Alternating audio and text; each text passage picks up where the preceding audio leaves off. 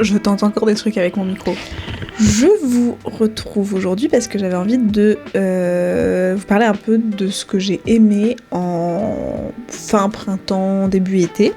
J'ai pas 1000 choses à vous présenter, mais il y avait quand même des trucs très chouettes que je voulais vous montrer, donc let's go. Je vais essayer de faire un ordre à peu près logique, mais il y a des trucs un peu dans toutes les catégories. Je vais commencer par le plus gros favori, le coup de cœur de ces derniers temps.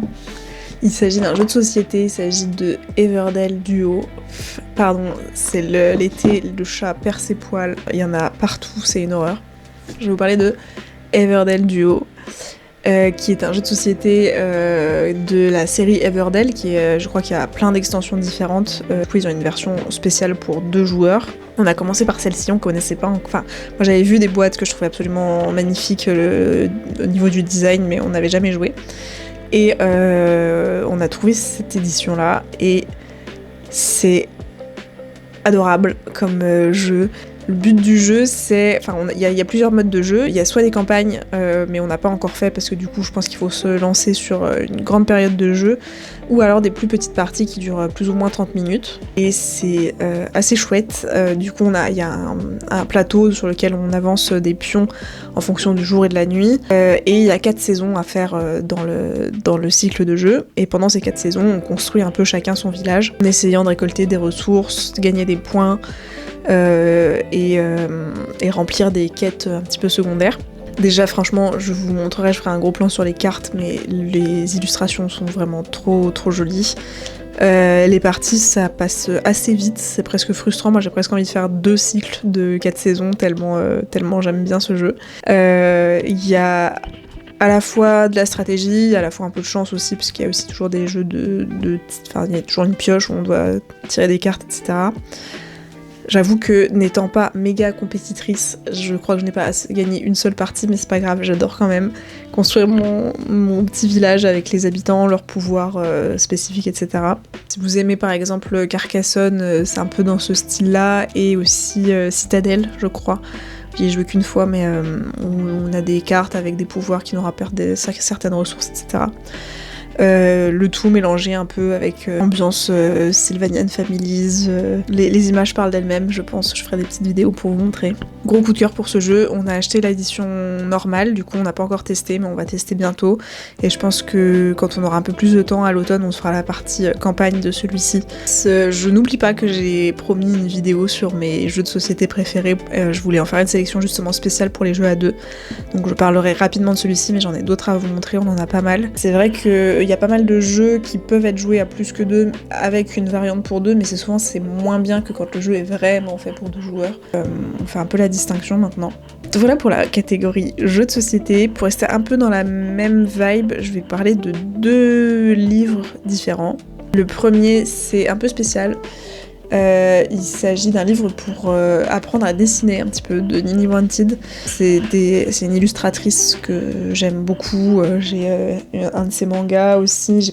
On a pas mal d'illustrations d'elle un peu partout dans l'appart. C'est des petits guides pour apprendre à dessiner des petites choses, des petits éléments un peu japonisants, on va dire. C'est trop mignon, et j'ai adoré faire des petits tutos comme ça, parce que je suis pas une grande dessinatrice du tout. Ça me fait croire que je sais dessiner grâce à ça, et comme j'ai rarement la patience de me lancer dans des grandes œuvres très artistiques pour illustrer un petit peu les carnets, des trucs comme ça, c'est vraiment trop chouette, je vous le conseille. Je sais qu'il y en a d'autres, il y a aussi Kelly Keiko, qui est une autre illustratrice qu'on a fait dans le même style, qui est très chouette, que j'avais hésité à me prendre aussi, mais je l'ai vu juste après. C'est pas grave, j'adore aussi Nini Wanted, mais peut-être que je prendrai les 2. Mais si vous voulez un petit peu vous rassurer, commencer un peu à gribouiller, c'est vachement chouette comme type de livre.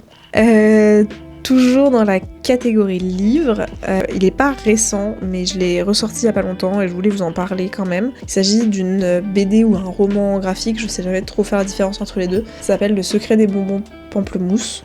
Il y a toujours une thématique, on est toujours au Japon. C'est une histoire un peu familiale. Moi j'ai pleuré toutes les larmes de mon corps quand je l'ai lu. Pourtant je sais pas si je le définirais vraiment comme triste, mais en tout cas ça traite de deuil, de conflit familial, mais de réconciliation familiale aussi. Ça parle de liens, de place un peu dans la fratrie, etc. Ça parle aussi d'héritage, mais dans le sens transmission familiale. Les dessins sont très jolis, enfin moi j'aime beaucoup, c'est un peu à l'aquarelle je pense. Les dessins sont très doux comme ça. C'est de Camille Monceau et Virginie Blanchet. C'est une bonne lecture, hein. Il y a quasiment 200 pages, je crois. Je l'ai lu en plusieurs fois parce que vraiment j'ai été très émue quand je l'ai lu. C'est sur le choc un peu des générations dans une famille, les attentes familiales, etc., etc. Très nostalgique, très attendrissant. Pour cet été par exemple, je vous le conseille fortement. Il est vraiment très mignon. Ça parle aussi un peu de tradition japonaise en plus, donc si vous voulez aussi en apprendre un peu plus sur quelques traditions japonaises, voilà pour ce qui était jeux et livres. C'est pas vraiment un livre, mais je vais enchaîner avec un truc un peu particulier. C'est mon carnet de recettes. J'ai commencé un carnet de recettes il y a pas très longtemps et déjà sublime. C'est un season paper. Il est trop beau. J'y mets que des recettes sucrées. C'est que des recettes que j'ai apprises soit de ma maman parce qu'on les faisait ensemble à chaque Noël, soit d'une amie alsacienne de maman qui m'a passé une recette secrète familiale de Kouglof, les cookies de mon ancien voisin, la galette comtoise de mon beau-père, les orangettes de ma meilleure amie, le pain suédois de mon ancienne coloc. Enfin, c'est que des trucs comme ça qu'on m'a passé à un moment. C'est des recettes qu'on ne trouve pas sur Marmiton, par exemple. Ça me fait trop plaisir à chaque fois de décorer joliment les pages, etc. et de les ressortir pour les occasions. Je trouve ça trop chouette d'avoir un peu tous ces souvenirs dans un carnet de recettes et que je pourrais transmettre un jour à mes neveux et nièces ou je ne sais qui. Et puis on aime toujours avoir un joli carnet, toujours un prétexte. J'en reviens pas, vraiment je trouve trop beau ce motif. Season, ils ont toujours des très jolis motifs. En tout cas, j'espère qu'on va me transmettre encore beaucoup de recettes parce que j'ai beaucoup de pages blanches. Mais bon. Ensuite, à quoi je passe ? Je vais passer à ça parce que je pensais pas non plus en parler un jour dans une vidéo parce que c'est pas un truc sur lequel je suis ultra cliente habituellement. Mais j'ai trouvé un produit de skincare qui me plaît vraiment, donc je vais en parler. J'ai une skincare assez basique, j'ai jamais eu de problème d'acné de fou quand j'étais ado, etc. Donc j'avais une routine vraiment ultra basique jusqu'à il y a quelques temps, où mes copines, quand elles ont appris que j'utilisais encore une lotion pour tout faire, elles ont failli me renier, je pense. Mais bon, grâce à elles, depuis, j'ai une skincare un peu plus digne de ce nom. Et du coup, il y a pas longtemps, je suis passée devant un Oh My Cream. Je n'étais jamais rentrée dans ce genre de boutique. Et là, j'avais le temps, donc je suis rentrée dedans un peu par hasard. Je suis tombée sur c'est un sérum, je crois. Oui, c'est ça, sérum Bonne Mine de chez Patika. J'ai vérifié avant de l'acheter, c'est cruelty free, le produit final et les ingrédients, il n'y en a aucun des deux qui sont testés sur les animaux. Et c'est vegan. Et du coup ça c'est un sérum Bonne Mine parce qu'en effet à la sortie de l'hiver et je pense avec la fatigue, les problèmes intestinaux qui sont liés à l'endométriose, etc., j'avais une tête assez dramatique et j'ai trouvé ça assez magique. Alors je suis toujours un peu pâle mais ça c'est comme ça, c'est la vie, ça ne changera jamais je pense et c'est pas grave, mais avoir un peu moins l'air d'un zombie c'est pas mal aussi. Du coup c'est biphasé donc faut le secouer comme ça pour qu'il devienne orange. C'est pas un auto-bronzant, mais vraiment je trouve que ça me donne bonne mine, donc voilà. Je connaissais pas cette marque avant de la découvrir chez Oh My Cream, mais très bonne découverte. Si jamais vous êtes comme moi, vous avez un peu le teint gris, on va dire, un peu des poches sous les yeux, un petit peu l'air de se faire rouler dessus par ces derniers mois, ça marche bien. Voilà pour la catégorie improbable de la skincare. Et pour finir, j'ai deux trucs que j'ai été chercher dans ma cuisine. Le premier, je vous en ai parlé très rapidement dans mon vlog, mais alors vraiment très rapidement, j'ai juste évoqué. C'est les thés glacés. Moi je prends ceux du Palais des Thés, c'est des infusions spéciales pour thé glacé. Je crois que celui-ci c'est celui au sirop. Ça sent déjà très bon comme ça, mais en plus c'est assez simple, tu mets une demi-heure à infuser dans de l'eau tiède, enfin de l'eau à température ambiante avant de mettre au frigo. Ça fait un thé glacé très léger parce que, encore une fois, si vous savez Je pense que dans tous les cas, les boissons sucrées un peu industrielles, type iced tea, etc., c'est pas forcément ultra conseillé pour, premièrement, la santé en général, deuxièmement, boire très sucré quand il fait très chaud, c'est déconseillé. Troisièmement, vous commencez à le savoir, endométriose, j'essaye de faire attention à tout ce qui est inflammatoire, etc. Donc les sucres transformés, c'est non. Donc ça, c'est très bon, c'est plus désaltérant que du thé glacé ultra sucré. Et je pense que ça revient moins cher, parce que pour une boîte comme ça, j'en ai pour des litres et des litres à faire. Je fais aussi des infusions très basiques avec des sachets de thé vert classiques, normaux, nature. Pareil, je trouve ça très bon. Dans cela, je peux mettre un tout petit peu de sirop d'agave, vraiment juste un pouit de sirop d'agave, mais vraiment pas plus. Et le thé vert, je mets pas du tout de sucre, et franchement, vu qu'on risque d'avoir encore je ne sais combien de canicules cet été et tous les étés qui arrivent, en plus de mettre un ventilateur au plafond, on fait du thé glacé comme ça, et c'est très bon. Et déjà, dernier sujet de ma liste. C'est un peu bizarre aussi, mais c'est mon muesli que j'ai commencé à faire moi-même. La recette est dans le carnet, bien sûr. C'est une copine qui m'a filé sa recette, donc elle est dans ce carnet-là. Pareil, toujours sur l'idée de manger moins de sucre, moins industriel, essayer de faire le plus de trucs anti-inflammatoires possible. Il est conseillé de manger plus d'oléagineux, donc des amandes, des noix, des noisettes, etc.